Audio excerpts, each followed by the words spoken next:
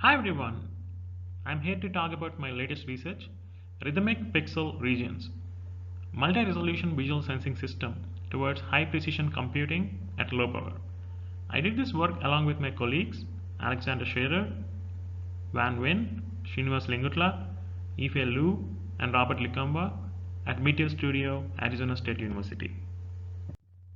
Augmented reality needs high precision and low power.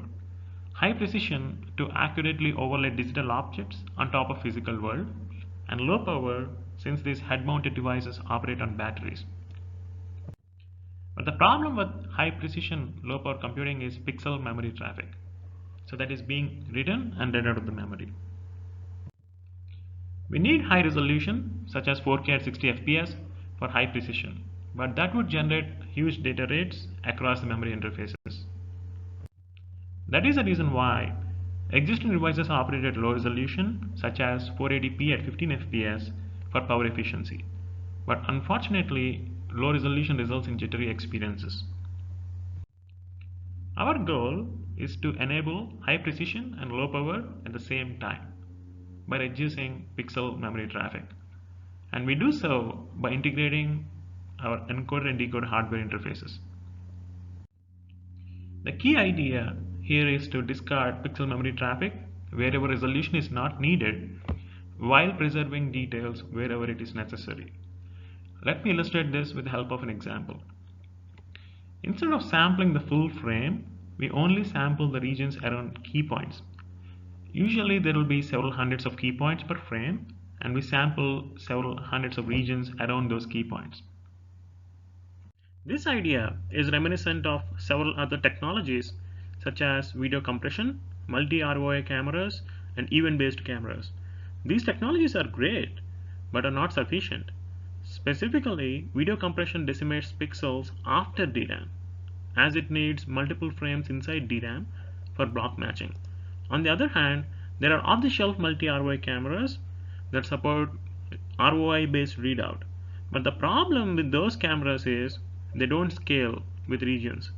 That is, they do not allow configuring and reading several hundreds of regions.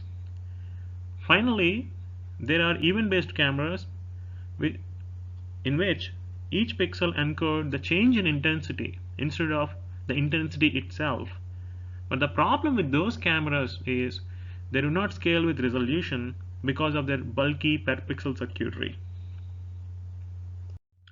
We address those limitations of these related technologies by providing architecture and runtime support with three important things. The first thing is the system should be able to support region-based resolution control instead of frame-based control. And this control has to be done before DRAM to save pixel memory traffic. And finally, this control has to be done at scale in order to support sampling of several hundreds of regions without blowing up the number of hardware resources. In the rest of the talk, I'm going to first introduce an example policy that will help determine the region labels, and then talk about different data representations. Then I will dive into the architecture and runtime support for enabling rhythmic pixel regions. And finally, I'll be talking about the system evaluation. We use previous feature attributes as proxy to determine region labels. For instance, we use feature size, that is the size of the blob, to determine region size. Along similar lines, we use octave attribute to determine region resolution. Feature extractors such as orb use feature pyramids, which are a scale space representation of the image to help with the feature extraction process. Octave tells from which layer of the pyramid the feature is extracted from. If it is extracted from the lower layers, we sample that region with a higher resolution. On the other hand, if it is extracted from the higher layers, we sample it at the lower resolution. Finally, we use feature displacement to determine region rate. For instance, if a region is kind of fixed in the same spot, we don't sample that region and instead reuse the previous region that is already captured before. Now we talk a little bit about the data representation. Encoder encodes camera pixel stream maintaining raster scan pattern. By that, what I mean is the encoder reads the camera pixel stream line by line and sample those pixels that are within the region labels and packs them into a much compact frame. Decoder does the opposite to preserve frame-based abstractions. It takes an encoded frame and converts that into original frame size by filling missing pixels with zeros. Now we move on to the architecture and runtime support part. Here is a glance of the software and hardware extensions that we perform to the existing pipeline. I'm going to talk about these extensions in the next few slides. Let's start with the software extension. The software extension is implemented as a feedback loop from the CPU to the encoder. So the CPU will inform the encoder what regions to sample on a frame-by-frame basis. And here is a simple API which will help do that. We define a region label by specifying its position, size, and resolution. X, Y denotes the top left coordinate, which is the position of a region. W, H represents the width and height of a region, which is the size of the region. And stride represents the spatial resolution, and skip represents the temporal resolution.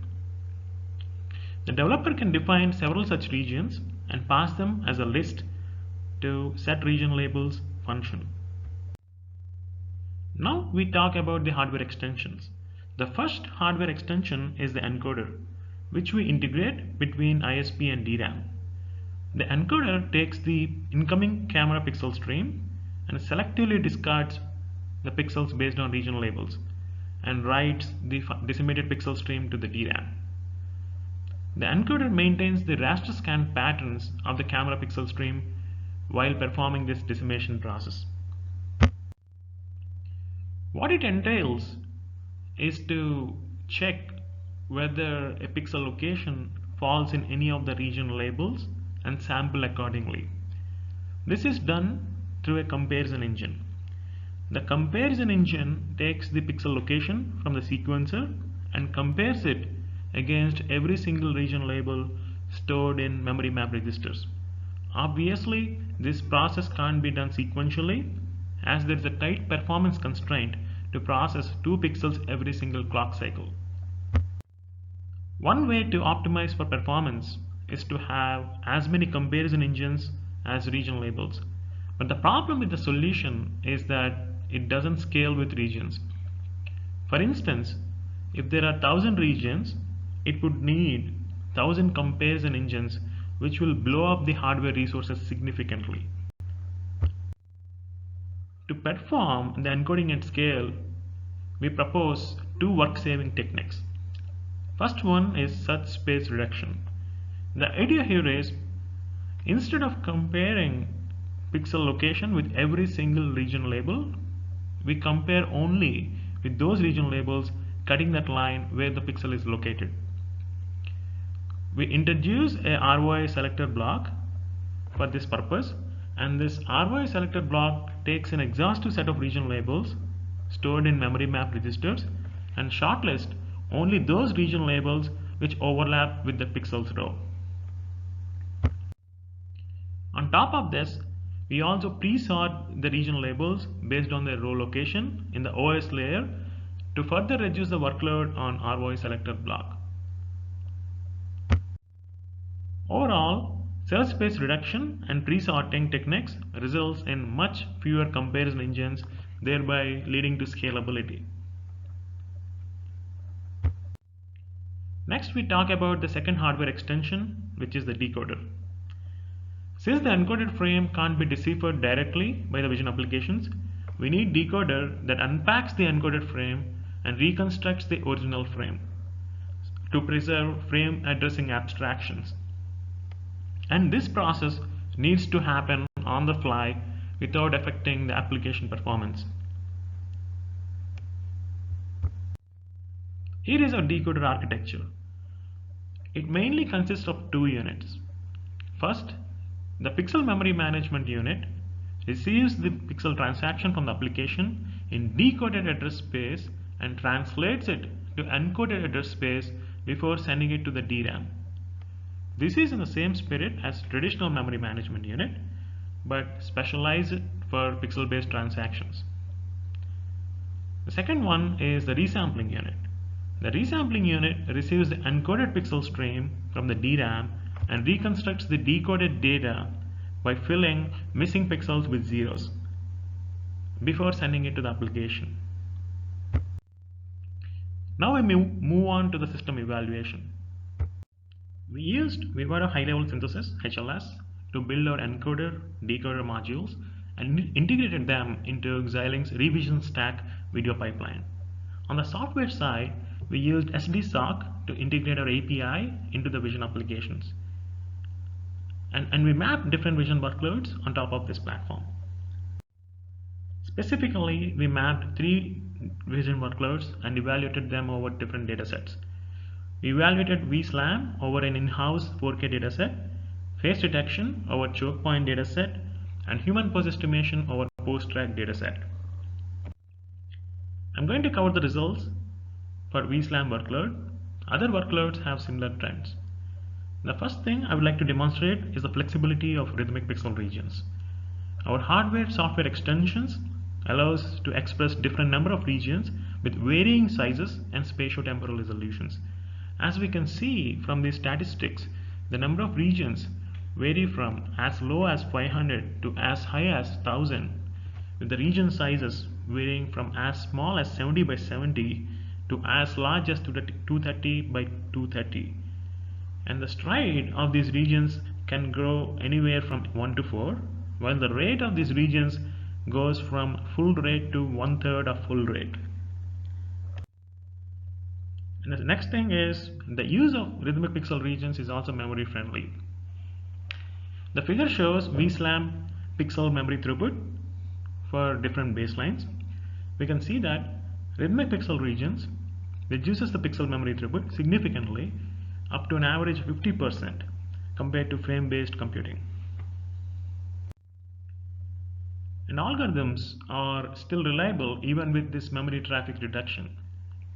So the figure shows VSLAM accuracy for the same baselines as we saw in the previous slide, and we can see that rhythmic pixel regions results in around the same accuracy as frame-based computing.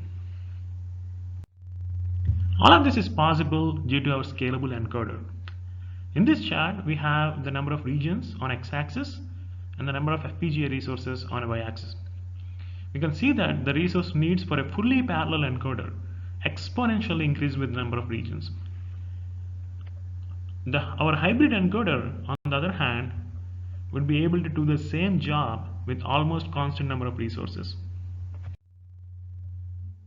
And our on-the-fly decoder silently and automatically does the job under the hood without any intervention from the user. While it does so, it doesn't impact the application performance, as we can see in this video.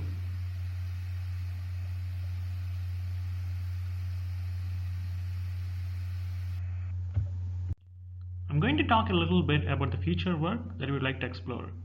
One of the things we would like to study is to come up with smart policies for more efficiency. With our current policy, we are able to cut down the memory traffic by 50% while maintaining reasonable accuracy. We want to push this further by developing smarter policies such as leveraging motion information directly from IMU for further efficiency.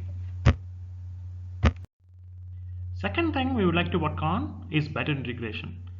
In the current integration, we decimate camera pixel stream after the stream comes out of the camera. We can do much better. So we plan to integrate the hardware interface inside the camera itself. So this kind of integration will reduce the bandwidth of the camera interface as well, in addition to the memory interface, leading to even more efficiency. Not only that, we can use that extra bandwidth to read the pixels at higher frame rate. To summarize, in this talk we introduced an architecture solution for region-based resolution control at scale. This control enables capture of hundreds of visual regions with independent spatio-temporal resolutions. By doing so, we enable high precision and low power augmented reality. Thank you.